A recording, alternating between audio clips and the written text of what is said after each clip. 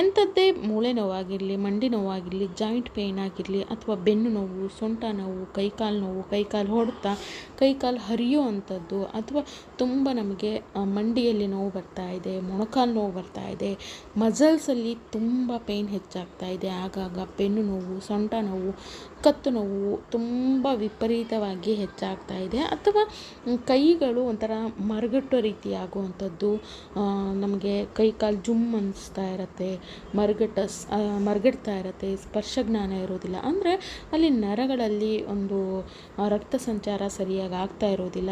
ಈ ಕಾರಣಕ್ಕೂ ಕೂಡ ಆ ರೀತಿಯಾಗಿ ಆಗ್ತಾ ಇರುತ್ತೆ. ಈ ರೀತಿ ಬರುವಂತಹ ಯಾವುದೇ ರೀತಿಯ ಒಂದು ಮೂಳೆಗೆ ಸಂಬಂಧಪಟ್ಟಂಥ ನೋವಾಗಿರಲಿ, ಮಸಲ್ಸ್ ಪೇಯ್ನ್ ಆಗಿರಲಿ ಅಥವಾ ನರಗಳಿಗೆ ಸಂಬಂಧಪಟ್ಟಂಥ ನೋವಾಗಿದ್ದರೂ ಕೂಡ ಎಲ್ಲವನ್ನು ತೆಗೆದುಹಾಕುತ್ತೆ ಈ ಒಂದು ಚಿಕ್ಕ ಮನೆಮದ್ದನ್ನು ನೀವು ಮಾಡ್ತಾ ಬರೋದ್ರಿಂದ. ತುಂಬ ಪವರ್ಫುಲ್ಲಾಗಿ ಕೆಲಸ ಮಾಡುತ್ತೆ. ಆದರೆ ಯಾವುದೇ ರೀತಿಯ ಖರ್ಚಿಲ್ದೇ ಮನೆಯಲ್ಲಿ ಸಿಗುವಂಥ ಪದಾರ್ಥಗಳಿಂದ ಮಾಡಿಕೊಂಡು ಈ ಒಂದು ರೆಮಿಡಿಯನ್ನು ನೀವು ಮಾಡ್ತಾ ಬರೋದೆ ಆದರೆ ಖಂಡಿತವಾಗ್ಲೂ ಎಷ್ಟೇ ವರ್ಷಗಳಿಂದ ಇರುವಂತಹ ಮಂಡಿ ನೋವಾಗಿರಲಿ ಅಥವಾ ಈ ಒಂದು ಮಸಲ್ಸ್ ಪೇಯ್ನ್ ಆಗಿದ್ದರೂ ಕೂಡ ಅಥವಾ ನಮಗೆ ಕೈಕಾಲು ಜುಮ್ ಕೊಡ್ತಾ ಇದೆ, ಮರಗಡ್ತಾ ಇದೆ, ಸ್ಪರ್ಶ ಜ್ಞಾನನೇ ಇಲ್ಲ ಅನ್ನೋ ರೀತಿ ಈ ಒಂದು ನರಗಳಿಗೆ ಸಂಬಂಧಪಟ್ಟಂಥ ನೋವಾಗಿದ್ದರೂ ಕೂಡ ಮಂಗಮಾಯವಾಗುತ್ತೆ. ಈ ಒಂದು ಸಣ್ಣ ಮನೆಮದ್ದನ್ನು ನೀವು ಕೂಡ ಟ್ರೈ ಮಾಡಿ ನೋಡಿ. ವಿಡಿಯೋನ ಕೊನೆ ತನಕ ನೋಡಿ. ಇಷ್ಟ ಆಯಿತು ಅಂದರೆ ಲೈಕ್ ಮಾಡಿ, ಹಾಗೆ ಸಬ್ಸ್ಕ್ರೈಬ್ ಮಾಡ್ಕೊಂಡು ವಿಡಿಯೋನ ನೋಡಿ. ಈ ಒಂದು ತುಂಬ ಎಫೆಕ್ಟಿವ್ ಆಗಿ ಕೆಲಸ ಮಾಡುವಂಥ ಮನೆಮದ್ದನ್ನು ಮಾಡ್ಕೊಳ್ಳೋದಕ್ಕೆ ಮೊದಲನೇದಾಗಿ ಬೇಕಾಗಿರುವಂಥದ್ದು ಗಸಗಸೆ. ಹೌದು ಸ್ನೇಹಿತರೆ, ನಮ್ಮ ಅಡುಗೆ ಮನೆಯಲ್ಲಿ ಸಿಗುವಂಥ ಈ ಒಂದು ಗಸಗಸೆಯನ್ನು ತೊಗೊಳ್ಬೇಕಾಗತ್ತೆ. ಇದು ತುಂಬ ಪವರ್ಫುಲ್ಲಾಗಿ ಕೆಲಸ ಮಾಡುತ್ತೆ. ಈ ಒಂದು ಮೂಳೆಗಳ ನೋವಾಗಿರಲಿ, ಮಸಲ್ಸ್ ಪೇಯ್ನ್ ಆಗಿರಲಿ, ನಮಗೆ ಆಗಾಗ ಬೆನ್ನು ನೋವು, ಸೊಂಟ ನೋವು, ಕೈಕಾಲು ಹೊಡೆತ ಅಂದರೆ ಮೂಳೆಗೆ ಸಂಬಂಧಪಟ್ಟಂಥ ಯಾವುದೇ ನೋವುಗಳಾಗಿದ್ದರೂ ಕೂಡ ಕಡಿಮೆ ಆಗುತ್ತೆ. ಅಂದರೆ ಮೂಳೆಗಳು ವೀಕ್ ಆಗಿದ್ದರೆ ಅದನ್ನು ಸ್ಟ್ರಾಂಗ್ ಮಾಡಲಿಕ್ಕೆ, ಬಲಿಷ್ಠ ಮಾಡಲಿಕ್ಕೆ ತುಂಬ ಹೆಲ್ಪ್ ಆಗುತ್ತೆ. ಮುಖ್ಯವಾಗಿ ಜಾಯಿಂಟ್ಗಳಲ್ಲಿ ನೋವು ಬರ್ತಾ ಇರುತ್ತಲ್ಲ, ಅಲ್ಲಿ ಈ ಒಂದು ಮೂಳೆಗಳನ್ನು ಬಲಿಷ್ಠ ಮಾಡಲಿಕ್ಕೆ ತುಂಬ ಹೆಲ್ಪ್ ಆಗುತ್ತೆ ಈ ಒಂದು ಗಸಗಸೆ. ನಾನಿಲ್ಲಿ ಒಂದಷ್ಟು ಗಸಗಸೆಯನ್ನು ಇಟ್ಕೊಂಡಿದ್ದೀನಿ.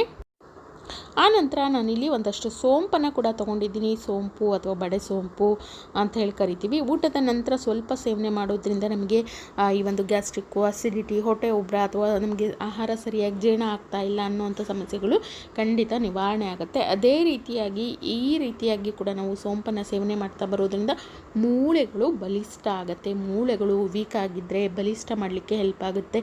ತುಂಬ ನಮಗೆ ಮಸಲ್ಸ್ ಪೇಯ್ನ್ ಬರ್ತಾ ಇದೆ, ತೊಡೆಗಳ ಹತ್ರ ಅಥವಾ ಕೈ ಹತ್ರ, ತೋಳಿನ ಹತ್ರ ತುಂಬ ನಮಗೆ ಮಸಲ್ಸ್ ಅಲ್ಲಲ್ಲೇ ಹಿಡಿತಾ ಇರುತ್ತೆ. ಈ ರೀತಿ ಮಸಲ್ಸ್ ಹಿಡಿಯೋದಾಗಿರ್ಬೋದು, ನೋವು ಬರುವಂಥದ್ದಾಗಿರ್ಬೋದು, ಅದನ್ನೆಲ್ಲ ಕಡಿಮೆ ಮಾಡಲಿಕ್ಕೆ ಹೆಲ್ಪ್ ಆಗುತ್ತೆ.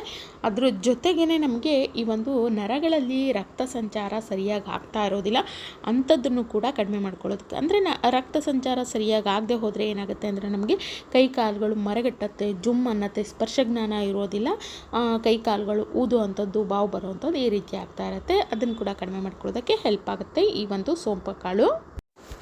ನೋಡಿ, ನಾನಿಲ್ಲಿ ಈ ಒಂದು ಸೋಂಪು ಕಾಳು ಏನಿತ್ತು ಇದನ್ನು ಹುರಿಯೋವಂಥ ಅವಶ್ಯಕತೆ ಇಲ್ಲ. ಹಾಗೆಯೇ ಇದನ್ನು ಈ ರೀತಿಯಾಗಿ ಪೌಡರ್ ಮಾಡ್ಕೊಳ್ಬೇಕು. ನಾನಿಲ್ಲಿ ತುಂಬ ನೈಸಾಗಿ ಏನು ಮಾಡ್ಕೊಂಡಿಲ್ಲ, ಮೀಡಿಯಮ್ ನೋಡಿ ಈ ರೀತಿ ಸ್ವಲ್ಪ ತರಿಯಾಗಿರೋ ರೀತಿಯಲ್ಲೇ ಇದನ್ನು ಪೌಡರ್ ಮಾಡ್ಕೊಂಡಿದ್ದೀನಿ. ಹುರಿಯೋವಂಥ ಅವಶ್ಯಕತೆ ಇಲ್ಲ. ಹಾಗೆ ಸೋಂಪು ಕಾಳು ಏನಿರುತ್ತೆ ಇದನ್ನು ಮಿಕ್ಸಿ ಜಾರಿಗೆ ಹಾಕ್ಬಿಟ್ಟು ನೀವು ರೆಗ್ಯುಲರಾಗಿ ಇದನ್ನು ಮಾಡ್ತೀವಿ ಅಂದರೆ ಖಂಡಿತ ಈ ರೀತಿ ಪೌಡರನ್ನು ರೆಡಿ ಮಾಡಿ ಇಟ್ಕೊಳ್ಳಿ. ನಿಮಗೆ ತುಂಬ ಸುಲಭ ಅನಿಸುತ್ತೆ. ಹಾಗಾಗಿ ಇದನ್ನು ಪೌಡರ್ ಮಾಡಿ ಇಟ್ಕೊಂಡಿದ್ದೀನಿ ನಾನಿಲ್ಲಿ ಸೋಂಪನ್ನು. ಆನಂತರ ಇದಕ್ಕೆ ಬೇಕಾಗಿರೋವಂಥ ಇನ್ನೊಂದು ಪದಾರ್ಥ ಅಂದರೆ ಅದು ನಮಗೆ ಕಲ್ಲು ಸಕ್ಕರೆ ಬೇಕಾಗುತ್ತೆ. ನೀವು ಕಲ್ಲು ಸಕ್ಕರೆ ಬದಲಾಗಿ ಇಲ್ಲಿ ನೀವು ಬೆಲ್ಲವನ್ನು ಕೂಡ ಬಳಸ್ಕೊಳ್ಬೋದು.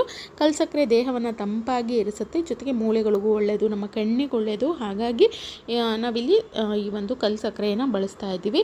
ತುಂಬ ಒಳ್ಳೆಯದು, ತುಂಬ ಬಾಡಿ ಹೀಟ್ ಯಾರಿಗಾಗ್ತಾ ಇರುತ್ತೆ ಕಲ್ಲು ಸಕ್ಕರೆಯನ್ನು ಬಳಸ್ಕೊಳ್ಳಿ, ತುಂಬಾ ಹೆಲ್ಪ್ ಆಗುತ್ತೆ ಅಂತಲೇ ಹೇಳ್ಬೋದು. ಈ ಒಂದು ಕಲ್ಲು ಸಕ್ಕರೆ ನಿಮಗೆ ಕೆಂಪು ಸಿಗುತ್ತೆ, ಕೆಂಪುದಾದರೂ ತೊಗೊಳ್ಬೋದು, ಇಲ್ಲಾಂದರೆ ಈ ರೀತಿ ಬಿಳಿಯಾಗಿರುವಂಥ ಕಲ್ಲು ಸಕ್ಕರೆ ಸಿಗುತ್ತೆ, ಅದನ್ನಾದರೂ ನೀವು ಇಲ್ಲಿ ತೊಗೊಳ್ಬೋದು. ಆನಂತರ ಬೇಕಾಗಿರುವಂಥದ್ದು ಒಣ ಕೊಬ್ಬರಿ. ನೋಡಿ ಈ ರೀತಿ ಒಣಗಿರೋವಂಥ ಕೊಬ್ಬರಿ ಇರುತ್ತಲ್ಲ ಅದನ್ನು ನಾನಿಲ್ಲಿ ತೊಗೊಂಡಿದ್ದೀನಿ. ಡ್ರೈ ಕೋಕೋನಟ್ಟು ಸ್ವಲ್ಪ ಒಂದು ಚಿಕ್ಕ ತುಂಡಾದರೆ ಸಾಕಾಗತ್ತೆ. ಒಣ ಕೊಬ್ಬರಿ ತುಂಬ ಒಳ್ಳೆಯದು ನಮ್ಮ ಮೂಳೆಗಳನ್ನು ಗಟ್ಟಿ ಮಾಡಲಿಕ್ಕೆ, ಮೂಳೆಗಳನ್ನು ಸ್ಟ್ರಾಂಗ್ ಮಾಡಲಿಕ್ಕೆ, ಮೂಳೆಗಳನ್ನು ಬಲಿಷ್ಠ ಮಾಡಲಿಕ್ಕೆ ತುಂಬ ಒಳ್ಳೆಯದು ಈ ಒಂದು ಒಣ ಕೊಬ್ಬರಿ ಅಂತಲೇ ಹೇಳ್ಬೋದು. ಹಿಂದೆಲ್ಲ ಮಕ್ಕಳಿಗೆಲ್ಲ ಈ ಒಂದು ಬೆಲ್ಲ ಕೊಬ್ಬರಿನ ಕೊಡ್ತಾಯಿದ್ರು. ಕಾರಣ ಇಷ್ಟೇ, ಮಕ್ಕಳಲ್ಲಿ ಒಂದು ಮೂಳೆಗಳ ಒಂದು ಬೆಳವಣಿಗೆ ಚೆನ್ನಾಗಾಗಲಿ, ಮೂಳೆಗಳು ಬಿದ್ದರೂ ಕೂಡ ಕೆಲವೊಮ್ಮೆ ಸಣ್ಣದಾಗಿ ಗೊತ್ತಿರುತ್ತೆ, ಅದು ಹಾಗೆಯೇ ಕೂಡ್ಕೊಳ್ಳುತ್ತೆ. ಅದಕ್ಕೋಸ್ಕರನೂ ಕೂಡ ಕೊಡ್ತಾಯಿದ್ರು. ಮಕ್ಕಳಿಗೆ ಪೆಟ್ಟಾದ್ರೂ ಕೂಡ ಮೂಳೆಗಳಿಗೆ ಏನು ಹೊಡೆತ ಬೀಳಬಾರ್ದು ಅಂತೇಳಿ. ಅಂದರೆ ಮೂಳೆಗಳು ಬಲಿಷ್ಠ ಆಗುತ್ತೆ, ಬೆಳವಣಿಗೆ ಚೆನ್ನಾಗಾಗುತ್ತೆ, ಗಟ್ಟಿಯಾಗಿ ಬೆಳವಣಿಗೆ ಆಗಲಿಕ್ಕೆ ಈ ಒಂದು ಕೊಬ್ಬರಿ ಅನ್ನುವಂಥ ತುಂಬ ಹೆಲ್ಪ್ ಆಗುತ್ತೆ. ಹಾಗಾಗಿ ಈ ಒಂದು ಒಣ ಕೊಬ್ಬರಿಯನ್ನು ಆಗಾಗ ಸ್ವಲ್ಪ ತಿನ್ನೋದ್ರಿಂದನೂ ಕೂಡ ತುಂಬಾ ಒಳ್ಳೆಯದು ಅಂತಲೇ ಹೇಳ್ಬೋದು. ಜೊತೆಗೆ ದೇಹಕ್ಕೆ ಬೇಕಾಗಿರುವಂಥ ಒಂದು ಆಯಿಲ್ ಕಂಟೆಂಟನ್ನು ಕೂಡ ನಮಗೆ ನೀಡಲಿಕ್ಕೆ, ದೇಹಕ್ಕೆ ನೀಡಲಿಕ್ಕೆ ತುಂಬ ಹೆಲ್ಪ್ ಆಗುತ್ತೆ ಒಣ ಕೊಬ್ಬರಿಗೆ. ಚರ್ಮ ಆಗಾಗ ಡ್ರೈ ಆಗ್ತಾ ಇರುತ್ತಲ್ಲ, ಅದು ಕೂಡ ಕಡಿಮೆ ಮಾಡ್ಕೊಳ್ಳೋದಕ್ಕೆ ತುಂಬ ಹೆಲ್ಪ್ ಆಗುತ್ತೆ ಅಂತಲೇ ಹೇಳ್ಬೋದು.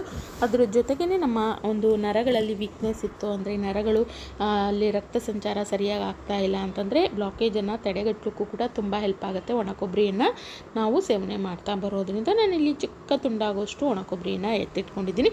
ಇನ್ನು ಇದನ್ನು ಮಾಡ್ಕೊಳ್ಳೋವಂಥ ವಿಧಾನವನ್ನು ನೋಡ್ಕೊಳ್ಳೋದಾದರೆ, ಒಂದು ಪಾತ್ರೆಗೆ ನಾನಿಲ್ಲಿ 1 ಟೀ ಸ್ಪೂನ್ ಆಗೋಷ್ಟು ತುಪ್ಪವನ್ನು ಹಾಕ್ಕೊಂಡಿದ್ದೀನಿ. ತುಪ್ಪ ಸ್ವಲ್ಪ ಬಿಸಿ ಮಾಡ್ಕೊಳ್ಬೇಕು.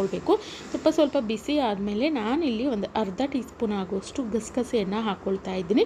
ತುಪ್ಪದಲ್ಲಿ ಚೆನ್ನಾಗಿ ಹುರ್ಕೊಳ್ಬೇಕಾಗತ್ತೆ ಈ ಒಂದು ಗಸಗಸೆಯನ್ನು. ನೋಡಿ, ಈ ರೀತಿ ಸ್ವಲ್ಪ ಅಂದರೆ ಹೈ ಫ್ಲೇಮಲ್ಲಿ ಇಟ್ಕೊಂಡು ಒಂದೇ ಸತಿ ಸೀದಿಸ್ಕೊಳ್ಬಾರ್ದು. ಈ ರೀತಿ ಕಡಿಮೆ ಉರಿ ಇಟ್ಕೊಂಡು ಚೆನ್ನಾಗಿ ಈ ಒಂದು ಗಸಗಸೆಯನ್ನು ಹುರ್ಕೊಳ್ಬೇಕು. ಆನಂತರ ಇದು ಹುರಿದಿದ್ದಾಗಿದೆ ಅನ್ನೋಂಥ ಸಮಯದಲ್ಲಿ 1 ಗ್ಲಾಸ್ ಆಗುವಷ್ಟು ಹಾಲನ್ನು ಇದರೊಟ್ಟಿಗೆ ಸೇರಿಸ್ಕೊಳ್ಬೇಕು. ಹಾಲು ಒಡೆಯುತ್ತೆ ಅನ್ನೋಂಥ ಭಯ ಬೇಡ, ಏನೂ ಆಗೋದಿಲ್ಲ. ಹಾಲು ಕಾಯಿಸಿ ಆರಿಸಿರುವಂಥ ಹಾಲನ್ನೇ ತೊಗೊಳ್ಳಿ. ಆನಂತರ ಹಾಲು ಹಾಕಾದ್ಮೇಲೆ 1 ಟೀ ಸ್ಪೂನ್ ಆಗುವಷ್ಟು ನಾವೇನು ಈ ಒಂದು ಸೋಂಪಾ ಕಾಳನ್ನು ಪೌಡರ್ ಮಾಡಿಟ್ಕೊಂಡಿದ್ವಲ್ಲ, ಅದನ್ನು ಹಾಕ್ಕೊಳ್ಬೇಕಾಗತ್ತೆ. ಆನಂತರ ಕಲ್ಲು ಸಕ್ಕರೆಯನ್ನು ನಾನಿಲ್ಲಿ ಸ್ವಲ್ಪ ಕುಟ್ಟಿ ಪುಡಿ ಮಾಡಿ ಹಾಕ್ಕೊಳ್ತಾ ಇದ್ದೀನಿ. ನಿಮ್ಮ ಸಿಹಿಗೆ ಅನುಸಾರವಾಗಿ ಹಾಕ್ಕೊಳ್ಬೋದು. ಬೆಲ್ಲ ಹಾಕ್ಕೊಳ್ತೀವಿ ಅಂದರೆ ಗ್ಯಾಸನ್ನು ಆಫ್ ಮಾಡಿದ್ಮೇಲೆ ಕೊನೆಯಲ್ಲಿ ಹಾಕ್ಕೊಳ್ಳಿ, ಇಲ್ಲಾಂದರೆ ಹಾಲು ಹೊಡೆದು ಬಿಡುತ್ತೆ. ಆನಂತರ ಒಣ ಕೊಬ್ಬರಿ ಏನು ತೊಗೊಂಡಿದ್ವಿ ಅದನ್ನು ಕೂಡ ಸೇರಿಸ್ಕೊಂಡು ಇದನ್ನು ಹತ್ತತ್ರ ನಾವು 8 ರಿಂದ 10 ನಿಮಿಷ ಮೀಡಿಯಮ್ ಟು ಲೋ ಫ್ಲೇಮಲ್ಲಿ ಚೆನ್ನಾಗಿ ಕುದಿಸ್ಕೊಳ್ಬೇಕು. ಇದರಿಂದ ಏನಾಗುತ್ತೆ, ಒಂದು ಎಲ್ಲ ಅಂಶಗಳು ಕೂಡ ಹಾಲಲ್ಲಿ ಚೆನ್ನಾಗಿ ಬಿಟ್ಕೊಳ್ಳೋದಕ್ಕೆ ತುಂಬ ಹೆಲ್ಪ್ ಆಗುತ್ತೆ. ಹಾಗಾಗಿ ಚೆನ್ನಾಗಿ ಕುದಿಸ್ಕೊಳ್ಬೇಕಾಗತ್ತೆ. ನೋಡಿ, ಈ ರೀತಿಯಾಗಿ ಇದು ಚೆನ್ನಾಗಿ ಕುದಿ ಬರ್ತಾ ಇದೆ. ಈ ಸಮಯದಲ್ಲಿ ನಾನು ಗ್ಯಾಸನ್ನು ಆಫ್ ಮಾಡ್ಕೊಳ್ತಾ ಇದ್ದೀನಿ. ನಮ್ಮ ಕೊಬ್ಬರಿ ಎಲ್ಲ ಏನಾಗಿರುತ್ತೆ, ಅದರ ಅಂಶಗಳನ್ನು ಈ ಒಂದು ಹಾಲಲ್ಲಿ ಬಿಟ್ಟಿರುತ್ತೆ, ಜೊತೆಗೆ ಚೆನ್ನಾಗಿ ಬೆಂದ್ಕೊಂಡಿರುತ್ತೆ. ಹಾಗಾಗಿ ಆವಾಗ ಅದರ ಒಂದು ಶಕ್ತಿ ಅನ್ನುವಂಥದ್ದು ಡಬಲ್ ಆಗುತ್ತೆ ಅಂತಲೇ ಹೇಳ್ಬೋದು. ತುಂಬ ಒಳ್ಳೆಯದು ಹೆಲ್ತಿಗೆ ಈ ಒಂದು ಒಣ ಕೊಬ್ಬರಿ ನಾವು ಏನು ಹಾಲಲ್ಲಿ ಚೆನ್ನಾಗಿ ಬೇಯಿಸ್ಕೊಂಡಿದ್ದೀವಲ್ಲ ಇದನ್ನು ನಾನಿಲ್ಲಿ ಈ ಒಂದು ಹಾಲು ರೆಡಿಯಾಗಿದೆ. ಈಗ ಇದನ್ನು ನಾನಿಲ್ಲಿ ಒಂದು ಗ್ಲಾಸಿಗೆ ಹಾಕ್ಕೊಳ್ತಾ ಇದ್ದೀನಿ. ಈ ಒಂದು ಒಣ ಕೊಬ್ಬರಿ ಏನಿರುತ್ತೆ ಇದನ್ನು ತೆಗೆಯುವಂಥ ಅವಶ್ಯಕತೆ ಇಲ್ಲ, ಜೊತೆಗೆ ಹಾಲನ್ನು ಶೋಧಿಸುವಂಥ ಅವಶ್ಯಕತೆ ಕೂಡ ಇಲ್ಲ. ಹೀಗೇ ನಾವು ಪೌಡರ್ ಮಾಡಿ ಸೊಂಪಾ ಕಾಳನ್ನು ಕೂಡ ಹಾಕಿದ್ವಿ, ಅದನ್ನು ಹಾಗೆ ನಾವು ಕುಡಿಬೋದು. ಹಾಗಾಗಿ ಚೆನ್ನಾಗಿ ಮಿಕ್ಸ್ ಮಾಡ್ಕೊಂಡು ಈ ಒಂದು ಹಾಲನ್ನು ಬಿಸಿ ಬಿಸಿ ಇರೋವಂಥ ಸಮಯದಲ್ಲೇ ನೀವು ಬೆಳಗ್ಗೆನಾದರೂ ಕುಡಿಬೋದು, ಅಥವಾ ರಾತ್ರಿ ಮಲಗೋದಕ್ಕೆ ಮುಂಚೆ ಕೂಡ ಕುಡಿಯೋದ್ರಿಂದ ಒಳ್ಳೆ ನಿದ್ರೆಗೂ ಕೂಡ ತುಂಬಾ ಹೆಲ್ಪ್ ಆಗುತ್ತೆ.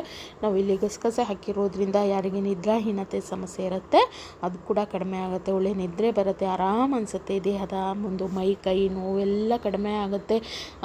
ಒಂಥರ ಭಾರ ಅನ್ನಿಸ್ತಾ ಇರುತ್ತೆ ಮೈ ಕೈ ಎಲ್ಲ, ಅದೆಲ್ಲ ಕಡಿಮೆ ಆಗಿ ಹಗೂರ ಆಗುತ್ತೆ. ಬೆಳಗಾಗೋದ್ರೊಳಗೆ ಒಳ್ಳೆ ನಿದ್ರೆ ಬಂದು ಚೆನ್ನಾಗಿ ಫ್ರೆಶ್ ಆಗಿ ಎದ್ದೇಳೋದಕ್ಕೆ ತುಂಬ ಹೆಲ್ಪ್ ಆಗುತ್ತೆ. ಜೊತೆಗೆ ಮೈ ಕೈ ನೋವೆಲ್ಲ ಕಡಿಮೆ ಆಗುತ್ತೆ. ಅಲ್ಲದೆ ಮುಖ್ಯವಾಗಿ ಮಂಡಿ ನೋವು, ಮಸಲ್ಸ್ ನೋವು, ಮೂಳೆಗಳಲ್ಲಿ ನೋವು ಅಥವಾ ನರಗಳಲ್ಲಿ ನೋವು, ಕೈಗಳು ಜೂಮ್ಗಿಡ್ತಾ ಇದೆ, ಸ್ಪರ್ಶ ಜ್ಞಾನ ಇಲ್ಲ ಅಂದರೆ ಅದೆಲ್ಲ ಕೂಡ ಸರಿ ಮಾಡ್ಕೊಳ್ಳೋದಕ್ಕೆ ಖಂಡಿತ ಇದು ಹೆಲ್ಪ್ ಆಗುತ್ತೆ. ಟ್ರೈ ಮಾಡಿ ನೋಡಿ. Thank you.